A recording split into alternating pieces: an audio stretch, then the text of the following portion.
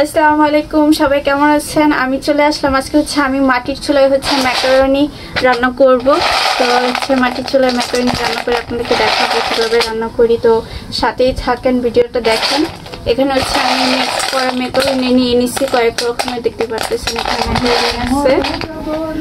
আর এখানে হাঁসের 2টা ডিম আছে, আমি 2টা ডিম ইউজ করবো। হাঁসের 2টা ডিম আছে। আর এখানে আমি একটা ঝাল সস আর একটা মিষ্টি সস নিয়ে নিছি। আর এখানে আমি ধনে পাতা, কাঁচামরিচ আর পেঁয়াজ কেটে নিছি। আর এখানে আমি পানি বসায় রাখছি, আগে গরম করে রাখছি। এটার ভিতরে আমি এই ম্যাকারনিগুলো দিয়ে দেবো। এগুলো দিয়ে আমি সিদ্ধ করবো।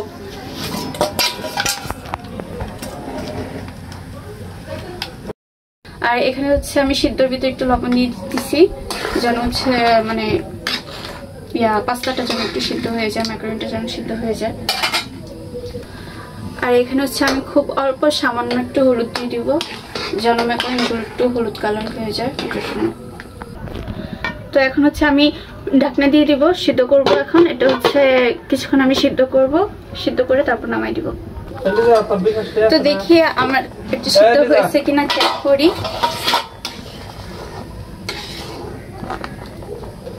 এটা সিদ্ধ হয়ে গেলে নামাই নিব। হ্যাঁ, এটা দেখতে পারতেছেন, এটা সিদ্ধ হয়ে গেছে ভালো করে। তো আমি এটা ছাঁকনিতে ছেঁকে নিব।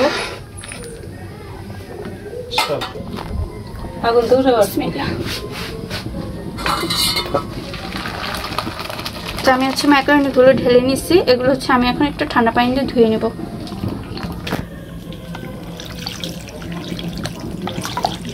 তো আমি এগুলো ঠান্ডা পানি ধুয়ে নিলাম। দেখতে পারতেছেন আমি কিন্তু এটা সিদ্ধ করে নামায় ঠান্ডা পানি দিয়ে ধুয়ে নিলাম। এখন কড়াইটা এখন বসাই নিলাম। তো এখানে আমি প্রথমে ডিমটা ভেজে নিব। তো ওইটা ভাজার জন্য পরিমাণে আমি একটু তেল দিয়ে নিলাম, একটু ঘি দিস। আচ্ছা। আর এটাকে আমি ভালো করে করে দিব।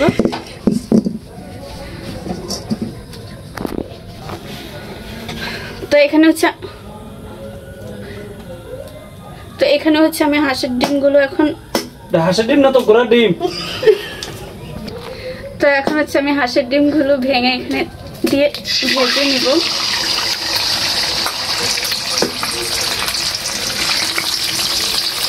দুইটা কালার দুই রকম।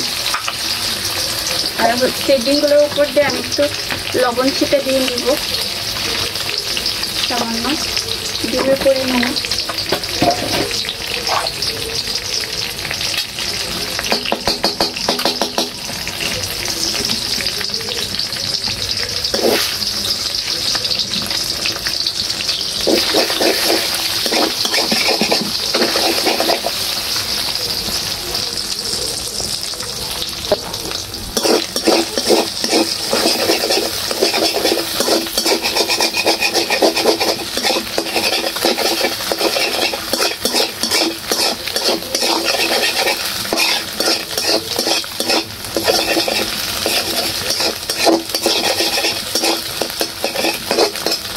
ডিমগুলো কিন্তু ভাজা হয়ে গেছে।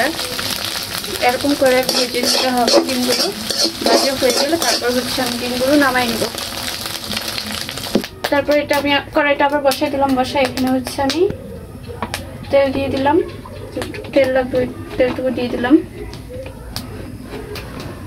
তারপর এখানে আমার এই যে কেটে রাখা যে পেঁয়াজ আছে, সেই পেঁয়াজগুলো দিয়ে দেবো।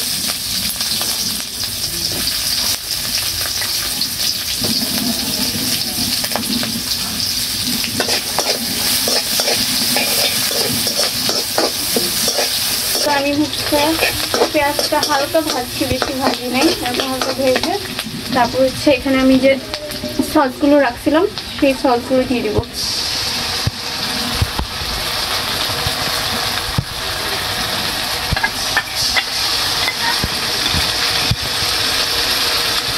সসগুলো দিয়ে নিলাম।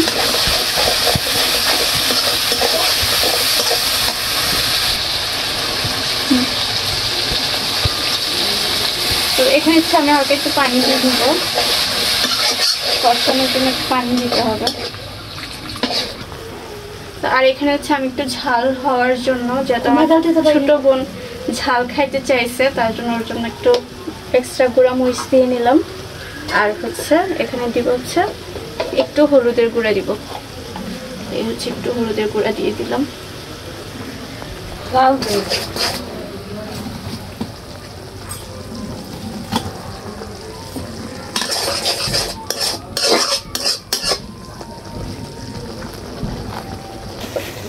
এখানে হচ্ছে অল্প পরিমাণে লবণ দিয়ে দিলাম, যেহেতু ম্যাকারনিতে আগে লবণ দিয়েছি তার জন্য এখন অল্প দিলাম, আবার ডিমেও হচ্ছে লবণ দেওয়া হয়েছে।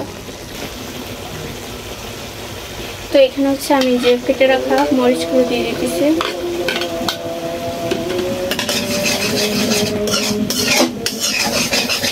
এখন আমি যেহেতু আমার এটা কষানো হয়ে গেছে, কষানো হয়ে যাওয়ার পর আমি হচ্ছে এখানে সিদ্ধ করা ম্যাকারনিগুলো আমি দিয়ে দিব।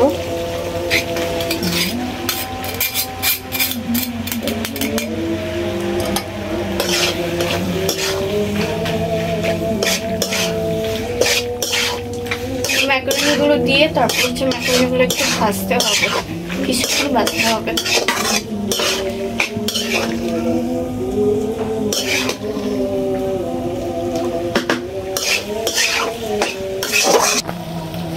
তো আমার এটা হচ্ছে আমি কিছুক্ষণ ভেজে নিছি, আমার ভাজা হয়ে গেছে কিছুক্ষণ, দেখতেই পারতেছেন যেরকম।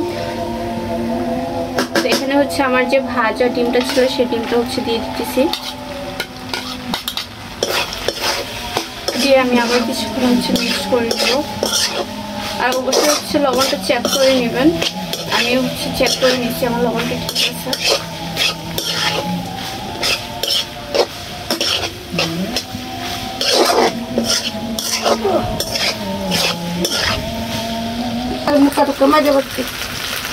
আর এখানে হচ্ছে আমার যেহেতু ম্যাকারনিটা হয়ে গেছে, আমি বিলাতি ধনেপাতা কেটে রাখছিলাম, তো ধনেপাতাটা আমি দিয়ে দিলাম,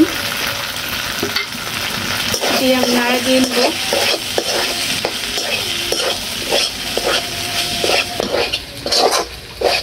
তো দেখতে পারতেছেন আমার কিন্তু ম্যাকারনিটা হয়ে গেছে, একদম ভাজা ভাজা করে নিছি। তারপর সেটা এখন বেড়ে নিব।